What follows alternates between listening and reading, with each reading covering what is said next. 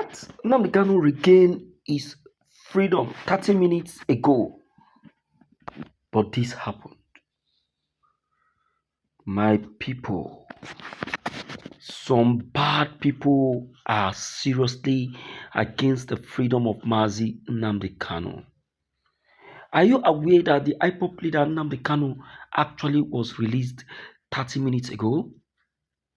I was shocked myself.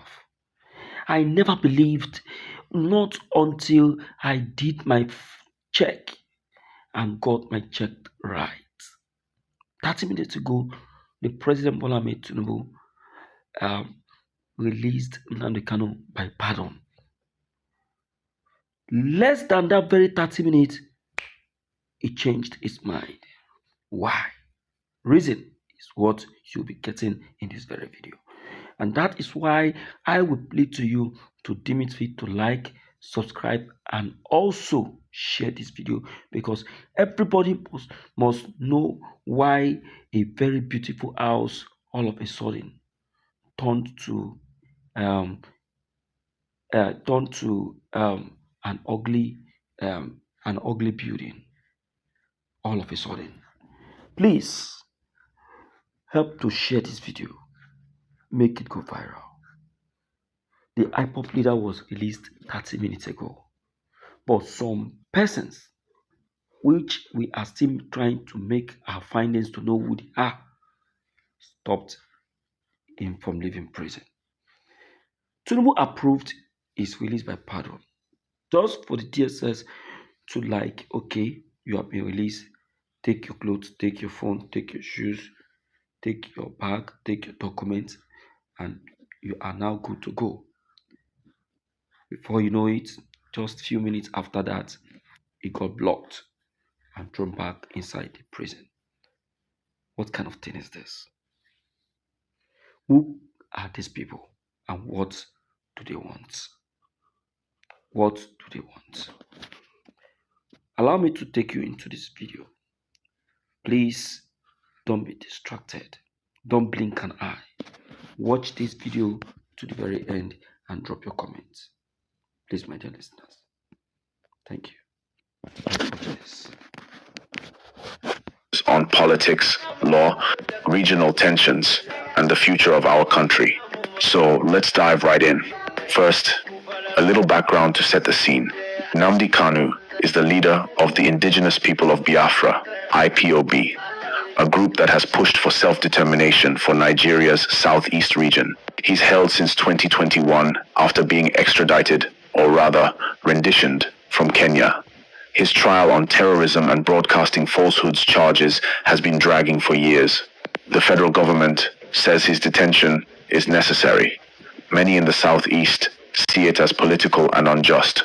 Now, the claim is President Bola Tinubu attempted to free Nnamdi Kanu but was stopped. Let's examine what we know. There are mounting calls from Igbo leaders, civil society, and others for Tinubu to release Kanu.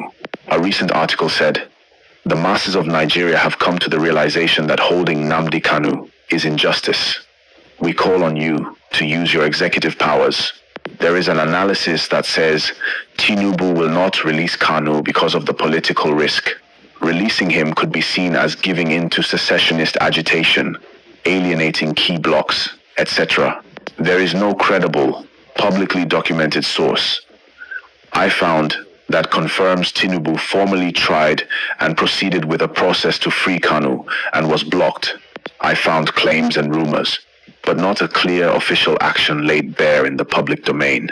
So based on what we have, the idea that Tinubu tried to free Kanu but was stopped appears to be part claim, part speculation. It may be that there are behind-the-scenes discussions, maybe pressure on the presidency, maybe consideration of using executive power.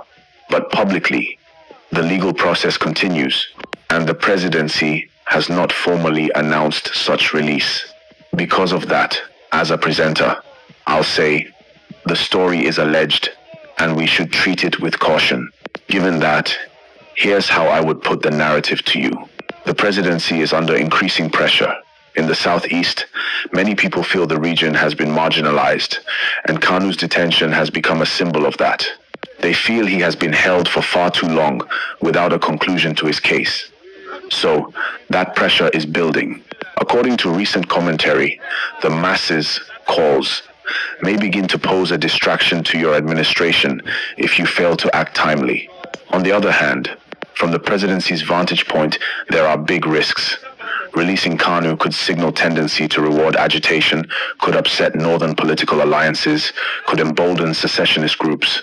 That's why an article titled, "Why Tinubu Will Not Release." Now consider this scenario. Suppose Tinubu did attempt to free Kanu, perhaps in private discussions, perhaps via a legal review, perhaps via executive clemency, and was met with resistance from security agencies, from political blocs, from institutional inertia. That would explain the "they stopped him" angle. But, to be clear, we do not have confirmed public documentation that this path was formally taken and blocked. What we do know is the pressure is real, the demands are rising, and the legal process continues. Let's think about why this matters to you and me. If Kanu is released, it could significantly affect tensions in the southeast. There may be celebration, there may be renewed vigor in agitation, possibly more demands. For the presidency, a decision either way signals a lot. Strength or weakness, responsiveness or capitulation, political calculation. For Nigeria as a whole, this touches on the unresolved issues since the Civil War.